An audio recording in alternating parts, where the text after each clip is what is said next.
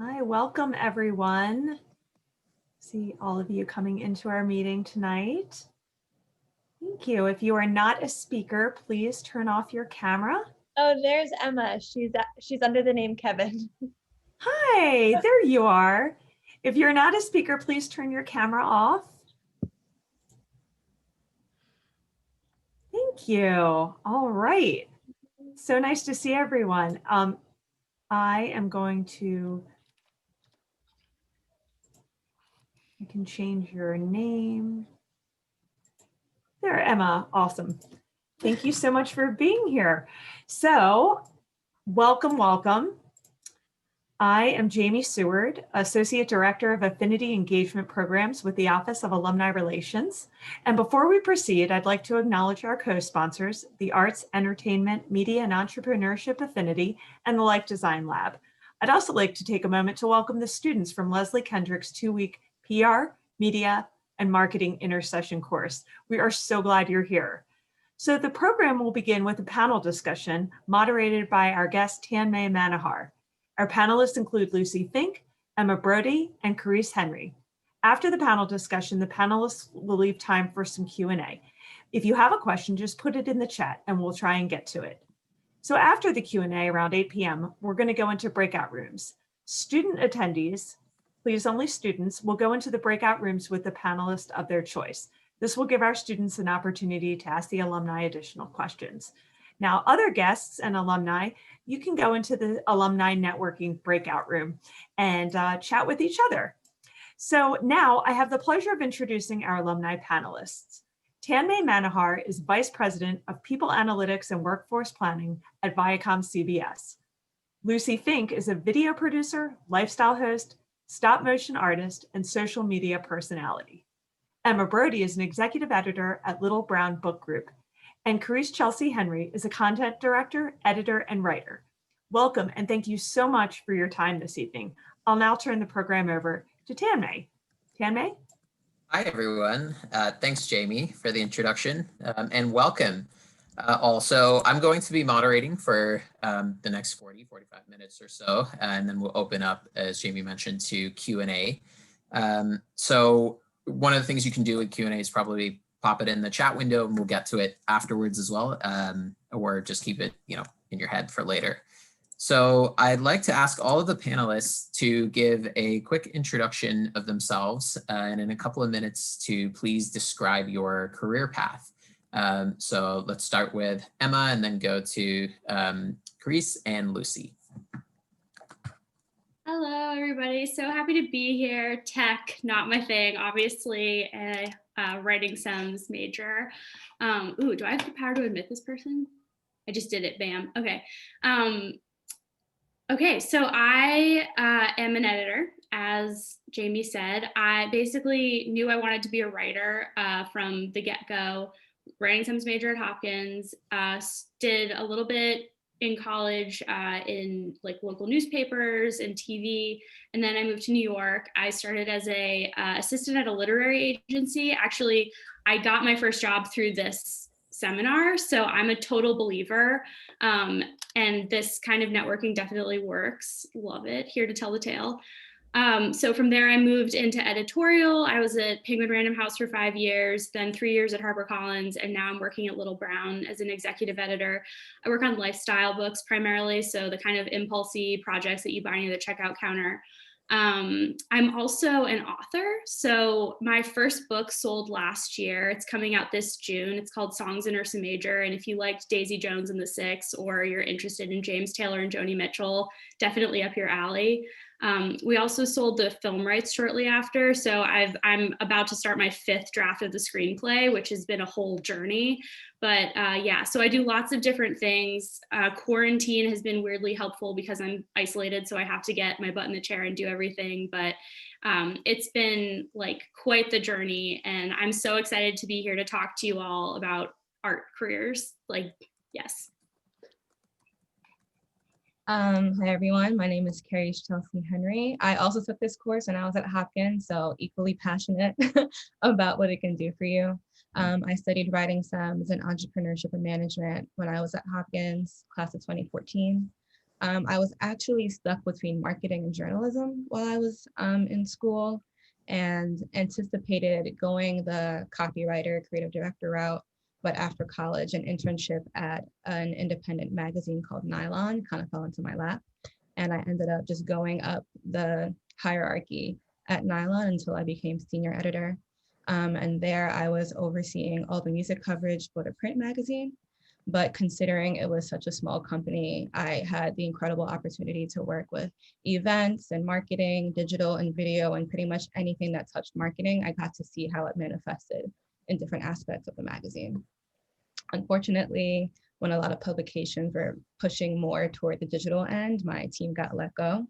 But it was an incredible opportunity for me to be a lot more flexible about my career. And I started to recognize that as much as I love writing, I really love storytelling. And one thing that I did learn at Hopkins was the value of storytelling for marketing. And so I started working with startups through this incubator called 5-4 Ventures. And essentially what I do is content marketing for all the startups in their portfolio. So communicating their brand messaging through blogs, newsletters, direct mail, things like that. But of course, I'm still a writer at heart. So I contribute to places like Forbes, Elle, NPR, interviewing musicians, talking about culture and things like that. So that's been my journey in a nutshell. Awesome. And I'm Lucy, also class of 2014, and also the third person who did this trip as well, back when it was a trip and not a Zoom call. But I'm so excited to be here. Hopkins has been such, a great part of my past. I rave to everyone about how much I loved the school. I initially came in as a freshman, undeclared, but attempting to head down the neuroscience pre-med route. And then I joined the mental notes, where I met Emma, who was a senior in the group at the time. And over the course of, the next couple of years, I switched my major to writing SEMS, and Emma was definitely kind of a mentor and a guide for me as I switched, and I knew I wanted to enter the media field in some way, but just had no idea what that would look like or how. And my first job out of school was at Ogilvy and Mather as an associate producer. I thought I wanted to go the behind the scenes route, but the truth was I always had a passion for being on camera and hosting content and producing content, specifically lifestyle content that is fun and engaging for young people and other people my age. And I, at Hopkins, was actually hosting a YouTube show for the admissions office that I was able to use as a portfolio of my work, samples, content I had hosted and produced by the time I graduated. And my first job at Ogilvy lasted about a year. I met a woman there who wound up becoming the COO of Refinery 29. And when she moved over there, she brought me to join the video team. And so I joined Refinery in 2015, and I worked there for 4 years as their YouTube host and producer for a couple of their hit series that wound up, becoming a big deal on their YouTube channel and helping to grow my personal YouTube and Instagram platforms. And after that 4-year period in 2019, I decided to take the leap and go off on my own. I signed with a talent agent, and now I just work on my own for myself. So I create lifestyle content for my own YouTube channel, my own Instagram account, and my kind of latest things I've been working on include a lot of personal offerings. And instead of just working with brands and getting paid to create content for brands like a standard influencer, I'm really trying to navigate into the educational digital educator space. So I'm creating a lot of content that is teaching people how to become a content creator, teaching people how to produce their own content. I sell a couple of online courses, and I'm working on another one at the moment. And I'm just, overall trying to become an educator and a speaker for digital content creation. Very cool. I think we'll have a lot to unpack as we go through the next 40 minutes or so. We've got a lot of really cool experiences here on the panel. So I'm Tanmay Manahar. I graduated in 2010. I was a glutton for punishment and was a double major in biomedical engineering and applied math and statistics. And I also added the entrepreneurship and management minor, because why not? Turned out to be one of the better decisions. During my time there, I wound up taking Professor Kendrick's marketing course as a senior in my second semester. So I wish I had taken that earlier. But I wound up actually going into consulting after I graduated, worked at Accenture for 4 years, was primarily working on pharmaceutical marketing consulting, helping companies retain market share after their drug went off patent and generics would enter the market. Went to business school after that. I always knew that the entrepreneurship and management minor was a good starting point, but that at some point I would need to expand on my business skills. So I went to Yale, to the Yale School of Management, did my MBA. And it was during that time that I actually made the switch into media and entertainment. So I had joined the Media and Entertainment Club and started actually chatting with a friend of mine there who was interested in getting into consulting. And she was working at Paramount Pictures. So we're like, hey, let's trade jobs, basically. And I made the switch into media. I was working for a while in social media data strategy. So working on some really cool ways that we could identify which social media influencers to cast in different campaigns. Was building some algorithms around that, created a new tool that basically you could think of it as an affinity mood board for marketing companies. So we were actually able to identify for any of our integrated marketing campaigns for the audience that we were trying to go after, what were their affinities, who are the actors and actresses they followed, what movies did they watch, what content did they watch, when did they consume it, what genres do they enjoy, what products do they buy, to essentially help us create a more targeted creative narrative. So you probably heard storytelling mentioned by a couple of the panelists. So that was something I worked on for a while. And I made this current transition into people analytics and workforce planning because some folks from HR actually came to me and asked for help on culture analytics and recruiting analytics and a few other things since they had seen what I was doing in the marketing space. So I now think of this as marketing to our employees, thinking of our employees as the customer. So how can I use the data we have about the employees to improve diversity and inclusion, to think about engagement, succession planning, performance, compensation and total rewards, kind of all of the experiences that make someone's work life more enjoyable. So that's what I've been leading to date. I founded that function at Viacom CBS. So with that, let's get into a couple of the questions. I think one of the most obvious ones to start off with is actually what have been the biggest impacts or disruptions to each of your fields as a result of the pandemic. Everyone's had to make some sort of adjustment. So for you, what's been the biggest impact, positive or negative, or disruption? Let's go in the reverse order, starting with Lucy. Yeah, back in March, there was definitely a large disruption. And I think it was sort of twofold. Obviously, there was the side of the brands that I work with all the time and that are the ones paying my income. The brands having to kind of like halt their budgets immediately because either their businesses were closing or they just, no one really knew what to do or what was okay to talk about online. So they did, obviously in the midst of at least the start of a global pandemic, nobody wanted to see a sponsored post about Rent the Runway because who can go out and wear a gown right now? So I had a few partnerships. So actually Rent the Runway was one of them that were just like put on hold and kind of indefinitely paused and never really picked back up.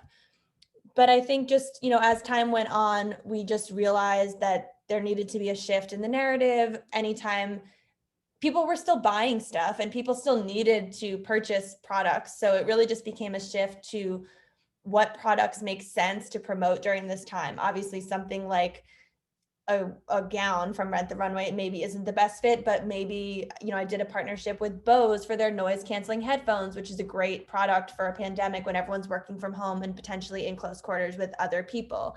And so it was really about adjusting not only the brands I was working with, but also how I was presenting the sponsored post. You always want to make sure, I just had this like whole awakening of making sure that I was being sensitive to what was happening to people as I went about continuing my job and continuing to build my own business. And then I think the secondary shift for me was sort of figuring out, like, as I mentioned before, with the digital education, how can I shift my business so that I don't have to rely on brand partners to be my sole source of income. Before the pandemic, this was 100%. My only way of getting income was to partner with a brand and essentially turn my accounts into a billboard for other products and other services. And throughout this time, I just had a major shift of, I want to start selling my own products and services, and I want to really be responsible for my own brand so that, as we know, no matter what happens in the world and we can't control it, and as things shape shift, I always want to feel comfortable and set in my business. So that's when I started offering courses, and I started a Patreon account where people can, join as a monthly subscription to get additional content and tools from me. And I've just been undergoing a lot of personal brand development throughout this time. Yeah, I think as a freelancer, my experience was kind of similar in that there was a huge disruption in not having as many jobs. Thankfully, the majority of my income comes from startups that are backed by a venture capital firm, but I did have some independent small companies who unfortunately didn't have the budget to have me help them out anymore.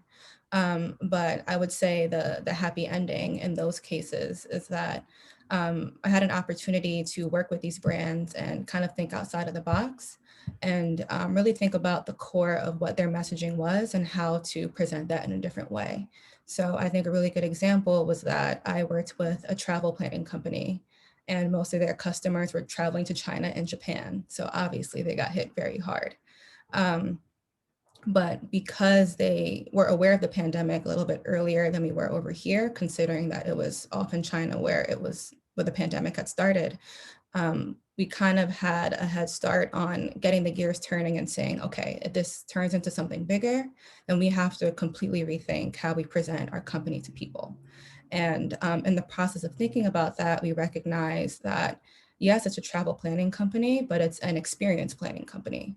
So people can't travel to these places, but we can figure out ways to bring the experiences to them with virtual classes, having cooks do cooking classes through their website.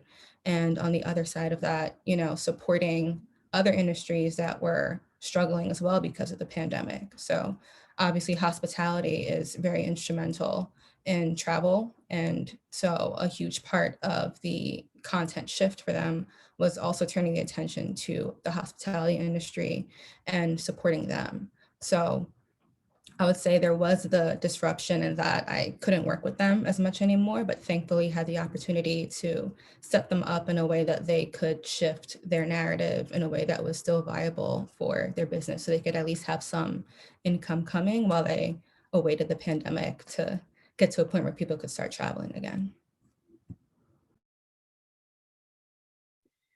Yeah, also had a disruption in March. Basically, book publishing, the trade wasn't classified as essential for about a month. So Amazon wasn't delivering books. So the biggest issue that my industry faced, like right out of the gate, was how do we get our product into the hands of people as businesses are rapidly closing, and also Amazon won't deliver books for up to a month. We were able to partner with the educational side of the business and have books reclassified as essential. And it became increasingly obvious that reading was going to be something that people wanted to do in the pandemic. So on the whole, the book publishing industry has done very well, better than expected in the past year.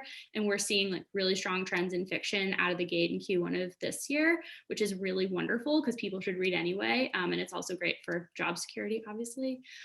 There have been a few supply chain issues here and there. Basically, our warehouses were able to stay open in the big four publishers, but obviously things have to be slowed down, like in a factory where you have to space out the workers and take people's health into consideration. So that meant a lot of titles had to move out. Like essentially every publishing is just a business same as any other. So they have books that they're hoping to make big hits with every season. And so sometimes they had to move out smaller titles in order to make sure that the supply chains could get hit. And that meant a lot of author care, basically. I work on the acquisition side, so this all affects me, but my job is to bring in talent. So a lot of times you're talking with people across the country. Like, we do a lot of work with authors all over the world. So having to do remote meetings in that sense wasn't too bad. The making of the book is also a long process. Like, the wisdom is that you shouldn't work with an author unless you want to be in bed with them for 15 months at least. So fortunately for my work, we are like, I've always said this about publishing, we're like the old British couple that live inside of a giant manor house and can only afford to heat one room, but we like have the grandeur and we keep on going. And we've just been so lucky that because of these variant aspects of our business, we've been able to like move forward somewhat safely and securely, which is like so rare these days. And then on my like creative stuff that I like on my book and on the film, like that's just been moving ahead behind the scenes, like at home. And that's the other side of what I do with authors. So I was being the author, and it's all electronic. Like I was actually able to meet with my editor a few times, but that was just like a logistical thing. Like everything was able to continue. So super fortunate, and yeah, pays to be insular, I guess. Yeah, no, that's, I think it's great that each of you have highlighted a really key point around the importance of being able to, to pivot and to remain agile enough to take advantage of certain opportunities as they come, especially when perhaps more traditional revenue streams in each of your areas might not be as readily available. I had a similar scenario in, my own field over the past year, where I remember on this panel and others I've been in the past, there was always the question around, oh, you're in media, like what about cord cutting? What about cord cutting? And this year, everyone's at home watching content. And, it's been a little bit of a resurgence in terms of, cable and traditional television spending. But there have been parts of our business that around streaming, like Pluto TV, that have allowed different companies like ours to stay afloat. Granted, Viacom CBS is a content company first, but you definitely see other companies like Disney, where they have Disney parks and their physical locations make up such a large portion of their annual revenue that they have been, buoyed by Disney Plus and other streaming platforms of theirs, Peacock for NBCU. And it's been really important to understand, where to meet people and how to meet people and make yourself and your content the most readily available to them. I'll say another thing that has been disrupted over the past year for, I think ultimately the better, is our efforts around diversity and inclusion had already been going on for the past couple of years that I had been able to get started, making sure we were tracking everything and looking at not only representation across our whole organization, but hires, promotions, terminations, all across the company worldwide. And the events of this year have accelerated that incredibly to the point where now in the past 2 months, we actually released our environmental social governance report and a dedicated inclusion website where we actually list out our D&I statistics, which is pretty rare in media. And we've also made commitments around making sure that we have in 2 years' time about 50% representation of women and ethnically diverse writers in our writers' rooms. So making sure that we're looking at D&I not just within our company, but also in front of and behind the camera, and making sure we're also looking at supplier diversity and going upstream and downstream of Viacom CBS. So I think there have been a lot of things that have also accelerated focus this year. So that's been particularly at the forefront for my own work in industry.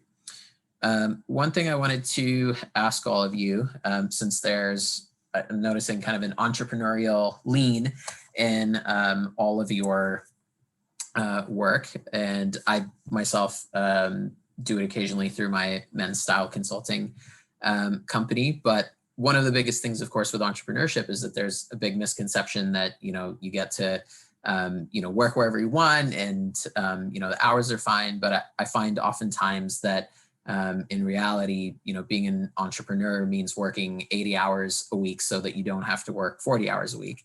And so I wanted to ask each of you, what's the biggest misconception about your industry, your function, or your role? Let's start with Chris this time, and then go Emma and Lucy.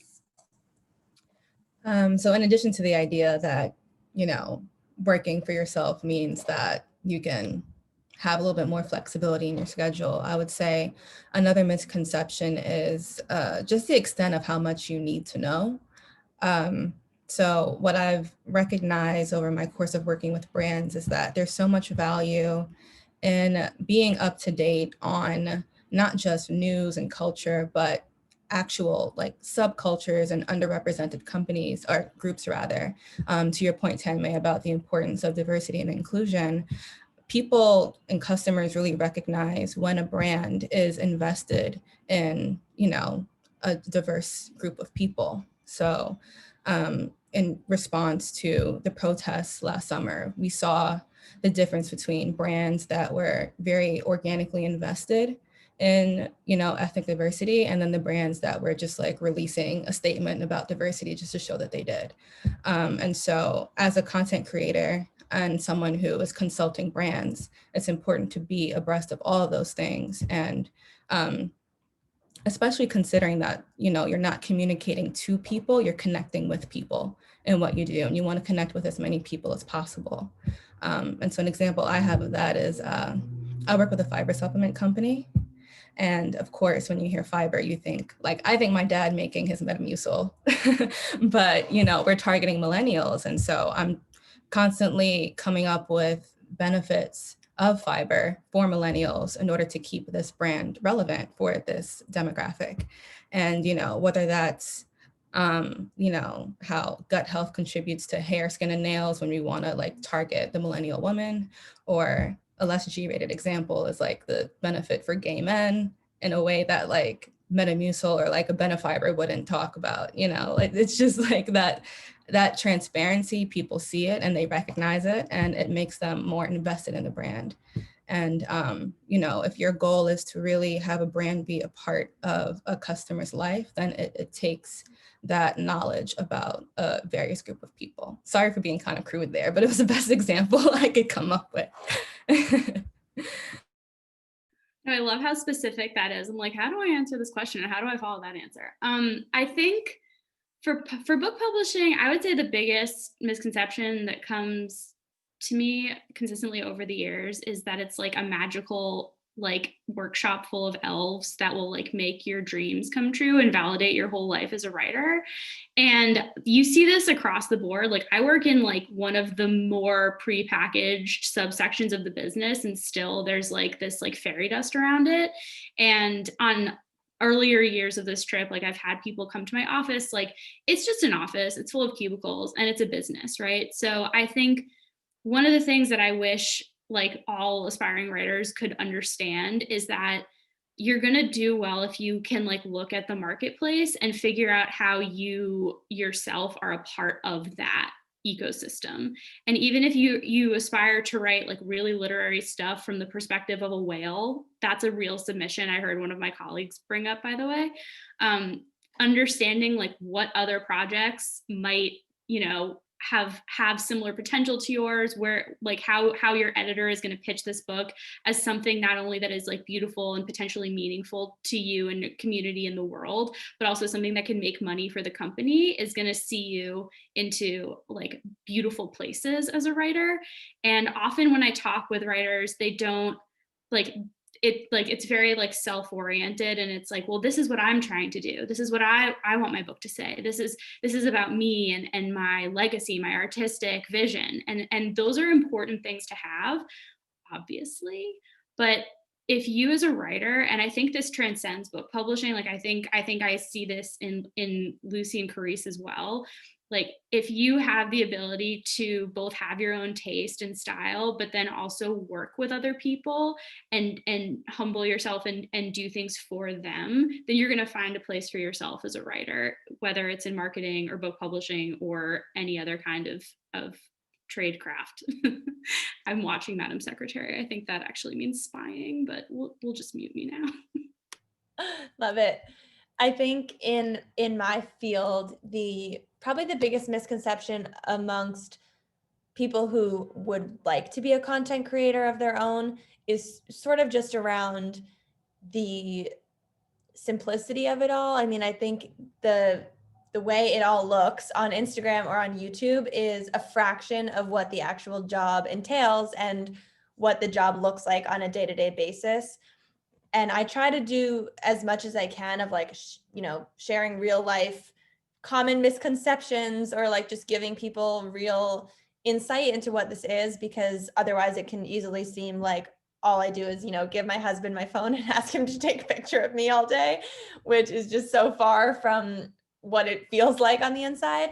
And I think having worked at a place like Refinery 29 and then having gone off on my own to do this, I think I maybe come at content creation with a little bit of a more, I don't know if professional is the word, but like a little bit of a more legitimate angle than some other content creators, just because I have worked at a place where doing YouTube was a full-time job at a company. It was part of my job description, and I had like a legit salary and benefits from making YouTube videos. So then when I went off on my own, I sort of had this blueprint of what the workflow should be like in order to deliver consistent content and meet client deadlines and actually do it as a full-time job and not just kind of playing around with the camera. And so some things that I didn't personally realize when I went off on my own that I had to learn over the past year were just like, how much of an actual business this is. So when I first left and went off on my own, I sort of didn't think too much about the business side of it. But now that I have officially established a corporation, so now Lucy Fink Media is an S corporation in the state of New York. And there's obviously the whole business side that comes with that nobody talks about or nobody told me about, which was, everything from establishing the business to having an accountant and paying the taxes and filing people's W-9s anytime I hire them and getting a 1099 from the brands I work with and just all of that stuff. There's that side of it. And then on the content creation side and the side of actually working with brands, there's the scheduling and coming up with creative, hiring out anyone that I need to create the content and just keeping on deadlines and timelines. And I think a lot of that can also be seen when you see a piece of sponsored content. You don't often think about the workflow that went into it. You just think like the brand gave you the bubbly can and you just took the photo, but really there's like a whole creative brief and a campaign that it's tied to and dates that it needs to go live, and you need to get approval from the brand, and you go back and forth 5 times before it's approved, and then you finally post it a month later and people think you're having your lovely dinner date that night when really you did that like 2 months ago. And so much of it is really programmed out, like, I guess, like a magazine or like a TV station or anything like that. And so there's just a lot of back end production stuff. And then, the business side that I think it's just a common misconception that it's silly. And I also, amongst people who still have traditional views, it still is a little bit of like, is that a career? Oh, she works in social media. It still sounds very woo-woo and like millennial and not legitimate, but maybe it's just because I'm in the thick of it and I know so many people now who have the same job as me and who do something similar. I can assure anyone out there that this is a legitimate career path and can be a very lucrative one if you are pouring yourself into it, just like anything. So I always encourage people to join this field if this is something you want to do. I think a lot of jobs like mine do sort of start out as like a side hustle. A lot of people, you have to have another job while you're trying to build your own brand. I wouldn't encourage anyone to go off and just try to be a blogger or a YouTuber or an Instagrammer and not, unless you just have like a trust fund and you can do that. I would recommend having another job as I did, while you're sort of building up your own brand, and then only take that leap once you feel financially secure. Otherwise, you might feel so much pressure and you might start to resent the situation. But if you can do this on the side, you'll ultimately know when it's the right time to leave. And then at that point, you can kind of live your dream, as they say. Absolutely. And I think that's really, really sound personal finance advice in general, too, to make sure you have a little bit of a cushion. It certainly allows you to have that bit of a jumping off point to be able to take risks without having to worry about losing it all. So with that, it would be great, actually, if Carissa and Emma, you could also share a little bit about, some advice, just like Lucy gave around, what advice would you have for someone looking to, graduate and get into media marketing or publishing or writing, for that matter?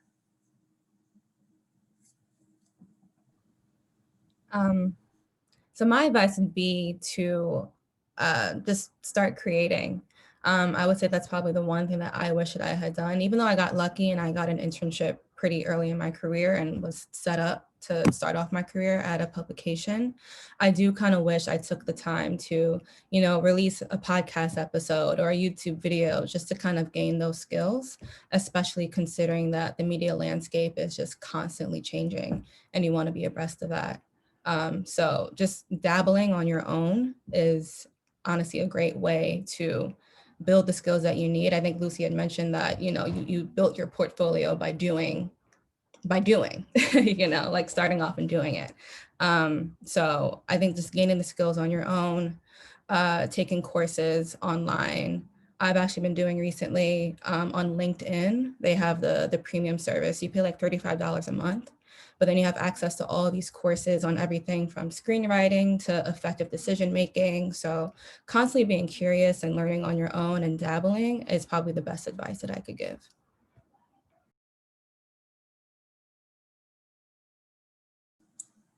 Sorry.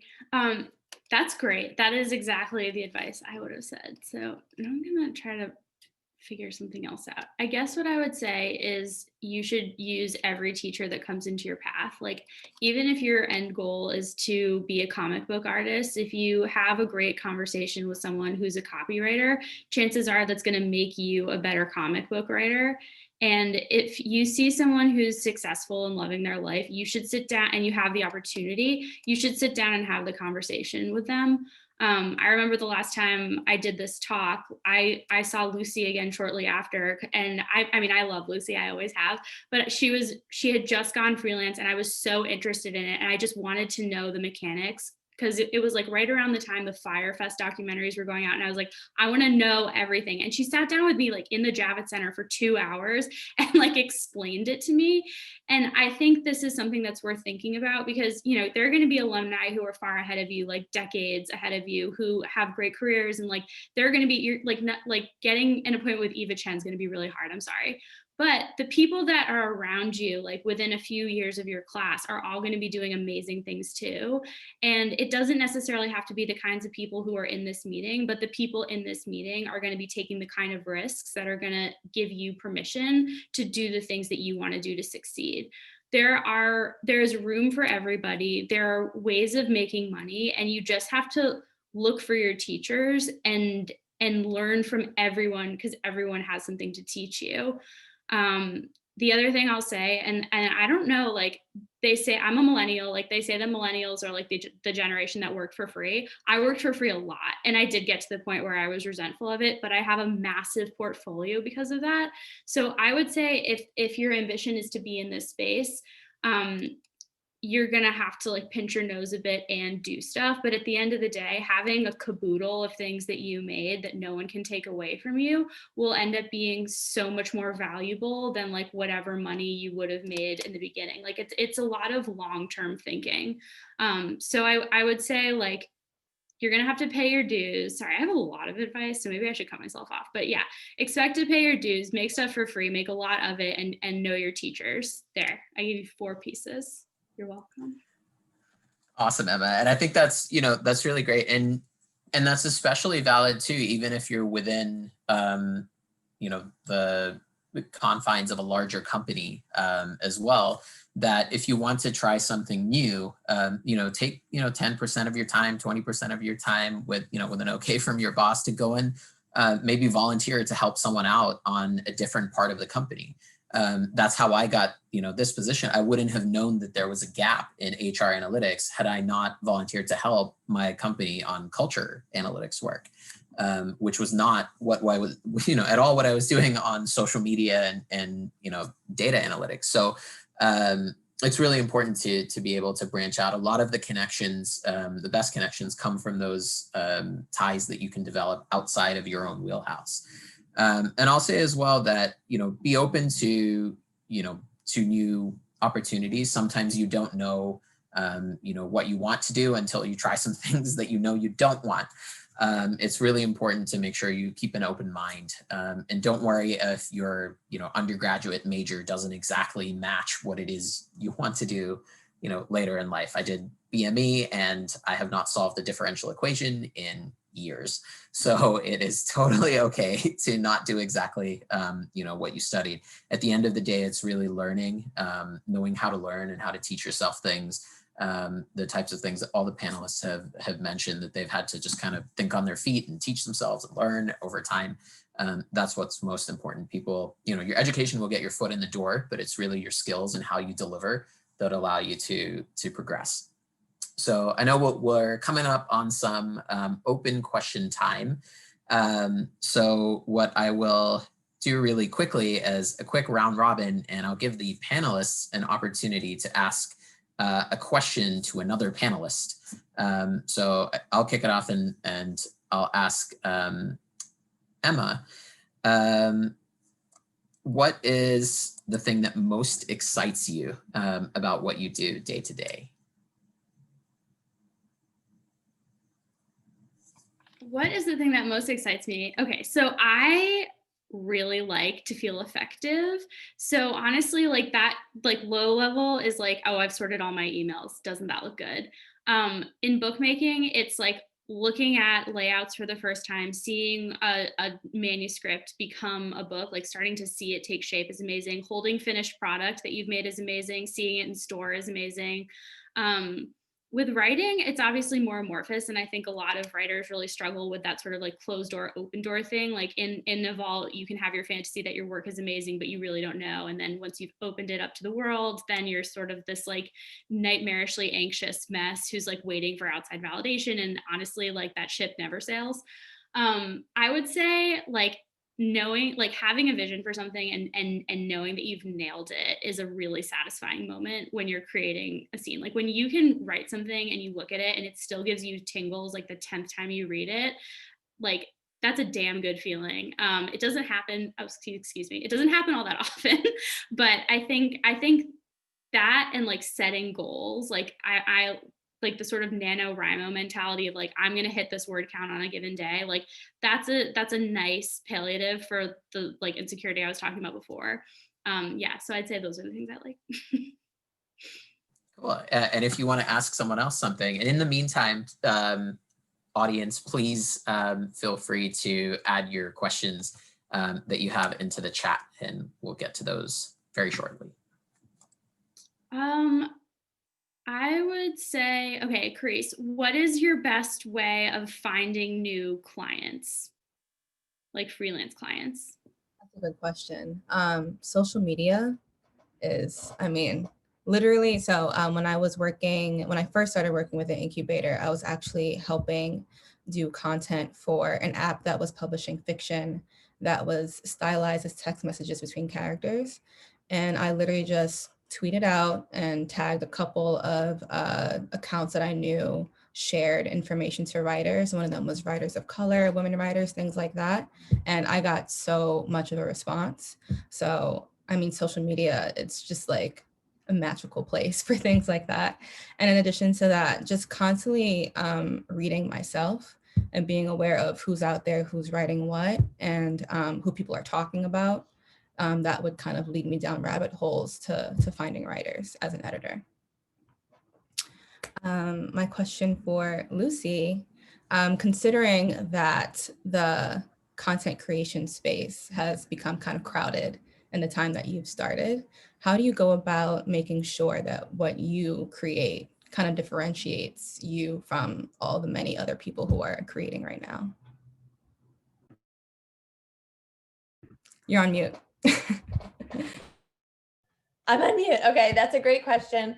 My like backbone of what I say and what I share and what I like will stand firmly with in any setting is that I believe in general that everyone's content is going to be unique because every single one of us is a different person.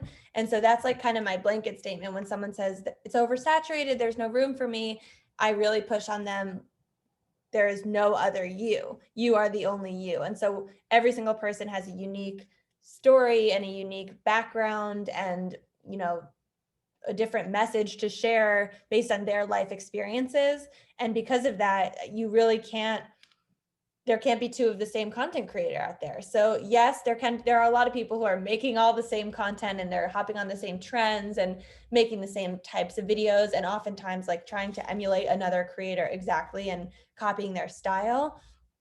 But I think what I just try to do is I really do get inspired by other content creators when it comes to creating my own content. But in order to not get inspired to the point of like, I'm copying them and just knocking off what they do, I try to do a lot of what I'm calling conscious content consumption instead of just like mindless content consumption where I'm just on Instagram or TikTok scrolling and watching everyone's content and like starting to feel like, oh, I need to make something just to say something and just to make noise and add my voice to the pot.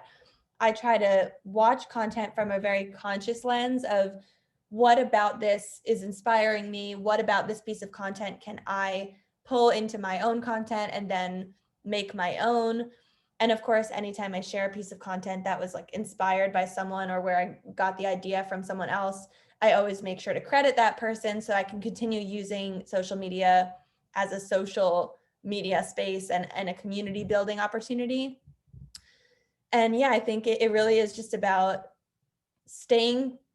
not like staying in your lane. I don't like the stay in your lane thing because I have diverted from my lane, so to speak. You know, my lane was challenges and trying new things. And recently I've entered into the education space and I've entered into the English grammar space where I'm teaching grammar lessons on Instagram and TikTok. And that's not in my lane, but I think it's always just following whatever is really exciting you at the moment. And your audience will be able to tell if what you're sharing is coming from a place of genuine excitement or if you're just hopping on a trend and just trying to copy what other content creators are doing.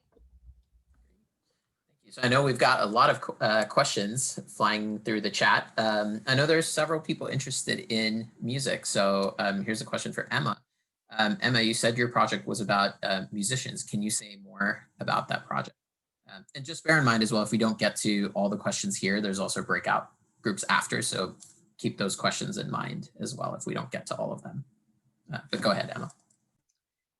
Yeah, so my book is about these two folk rock musicians that sort of hit it big in 1969. The book takes place from the summer of 69 to 1972. It was inspired by the year that James Taylor and Joni Mitchell dated and her subsequent album Blue and his subsequent album Mudslide Slim and the Blue Horizon. So I have fictional musicians in the book. Basically, it starts out with a girl who has to step on unexpectedly to the main stage of a folk fest. In my universe, there's no Woodstock. It's the Baleen Island Folk Fest. And she ends up becoming involved with the singer she replaced, who's he was in a motorcycle crash. And the two of them go on tour together, and then tons of secrets come out, and it's like full of drama. It's like very escapist and fun. They tour all across America, and then at some point, like various things happen, and she ends up in Greece. Like it's just a really fun project that I worked on. I wrote the book in 2019, polished it, and sold it last year, and it's going to come out this summer. So the music piece of it is all throughout. Like my mom is a voice teacher. I grew grew up like really fluent in music. As Lucy knows, we were in an a cappella group together all 4 years of college. And it's, you know, she goes on a journey where she's in a rock band and then ends up becoming a solo singer songwriter. So there's tons of the industry is a big character. There's this like devilish producer, and I loved writing those parts of it, because I think that like the music biz and the book publishing biz are kind of mutually intelligible. So it was fun. I had a really like hot contract negotiation that I ended up cutting, but it was really great for people who are like nerdy about that stuff. And yeah, like I think there's a lot in there about creative process. She plays the piano and the guitar, but is kind of like this string savant. And it was interesting. Writing performances was really fun. I don't know if this is answering the question, but yeah, this is the gist. Songs in Ursa Major, guys, summer 2022. And I know that we have just got Lucy and Carice for a couple more minutes, so I'm going to direct another question at Carice, and maybe I could combine a couple of them. But part one is, was there anything in particular that made you want to leave your position as a senior editor at Nylon and become a freelance content producer and editor? And then the part two of that is asking if it's common to transition through multiple roles quickly in the industry, or if it was something unique to a smaller company that drew you. Good questions. Part one was that I got laid off. So I was kind of forced into leaving editorial, but I was kind of iffy on continuing with a full-time editorial role prior to that even happening, because actually in my work with like the video team and marketing team at Nylon, I started to recognize that I didn't want to be pigeonholed into just being an editor and just being a writer. So as much as I kind of got thrown into making a decision that I was kind of hesitant about. So maybe the stars aligned for me, you could say. And the second question was how I moved up quickly. So that moved up quickly, and if it's also common to move through different roles quickly in the magazine industry as well. Okay, it's really not that common. And I would say that that was part of being at a magazine as small as Nylon. Our print team at one point was just me and 2 other people who were knocking out a monthly magazine like every month.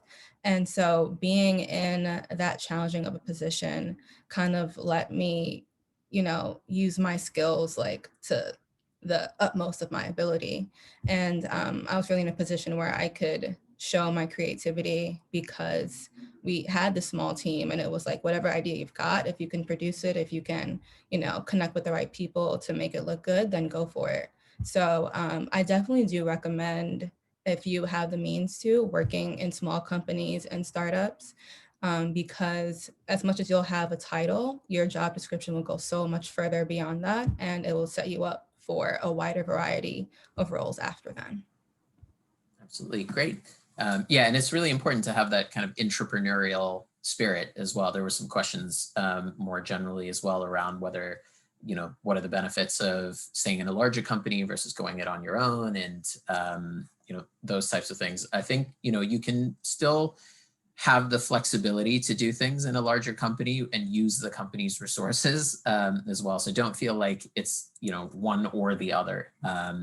I remember when I was working on the tool that I created, Viewprint, which was like a viewer blueprint, the data-driven affinity map. I did it as part of my MBA internship, and I think I spent $20 in the whole summer. So my boss was extremely happy about that budget.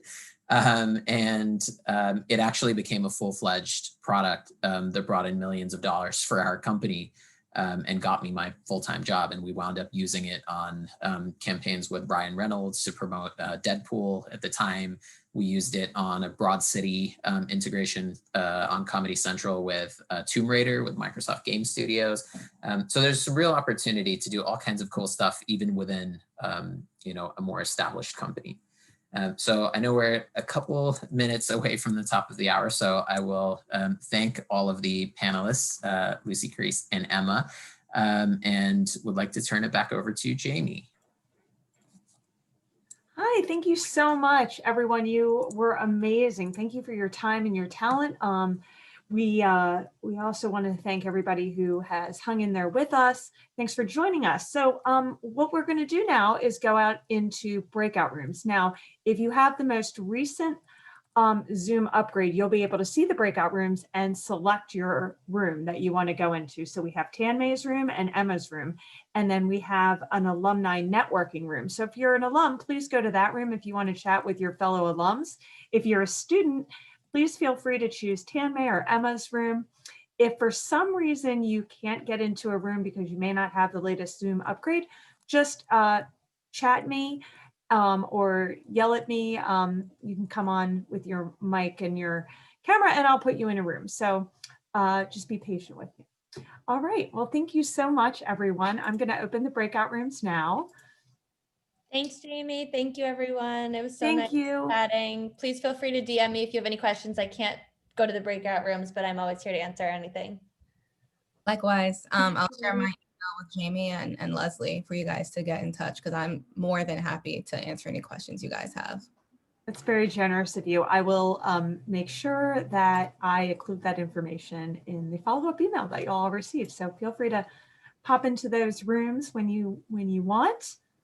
And we'll bid adieu to Reese and Lucy. Thank you, guys. All right, Amy, I see you. You want to go into Tanmay's room? All right.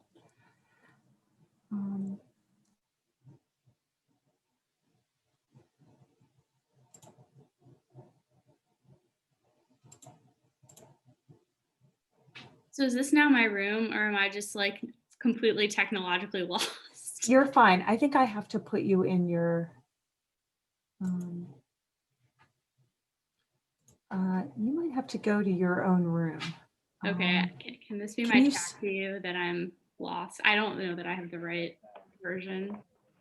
Can you see the rooms, the breakout rooms?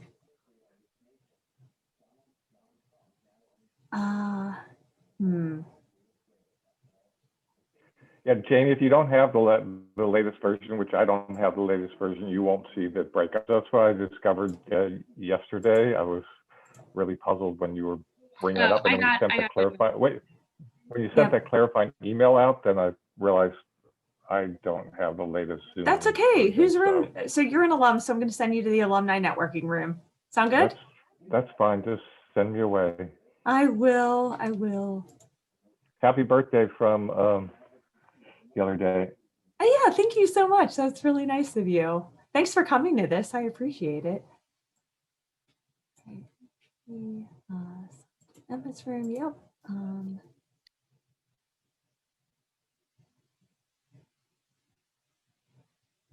Right, if anybody's here and you want to go to a room, just let me know.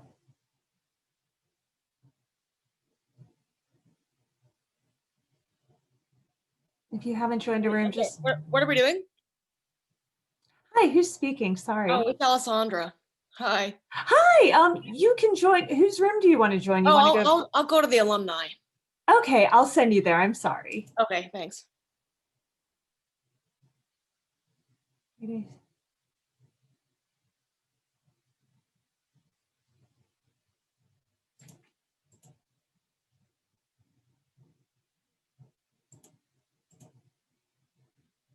right, I see Bianca. You want me to send you somewhere I can? I think I'm fine. I can, how long do you have, how much time do you have in the breakout room?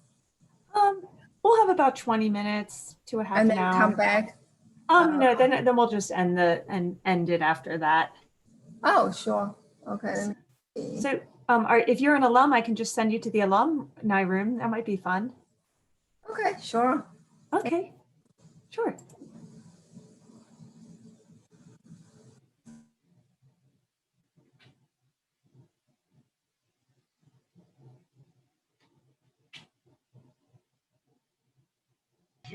Can you send me to the alumni group? Sure. Thank you. My pleasure.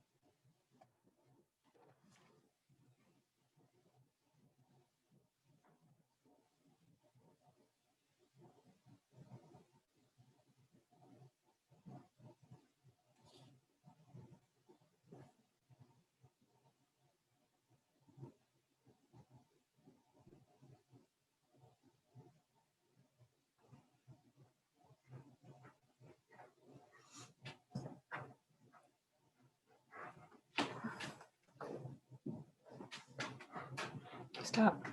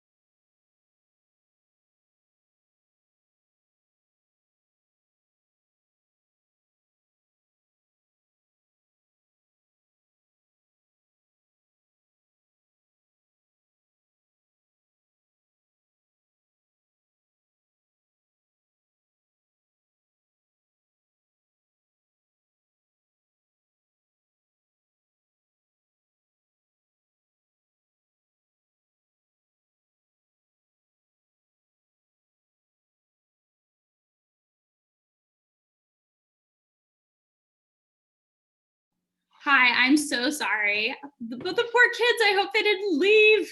No, that's okay. That's okay. I just, I need to. Oh my God, your doggy is so cute. Oh, thank you. Let me get you where you need to go. I'm so sorry. No, it's my fault completely. No, don't worry about it. I'm going to assign you to your room again. Sorry. Thank you. Sure.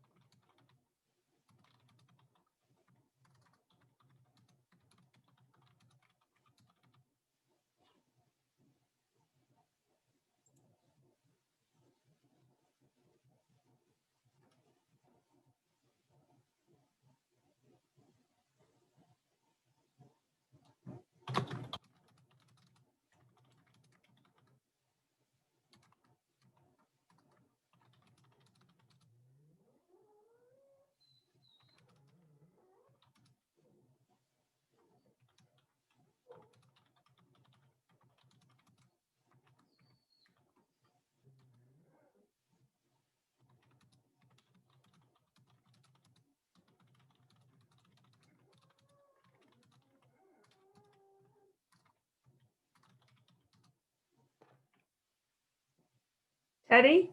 Yeah. Do you hear that? Yeah, who is that? It's Tucker. Where is he? Right here, Tucker. Come here. No, maybe. Can you let him out? He was nudging me. Sorry, I'm only going to be a little bit longer. Are you sure that was Tucker? I'm 100% sure. He might have been asleep. He might have been dreaming. You are on camera right now, just so you know.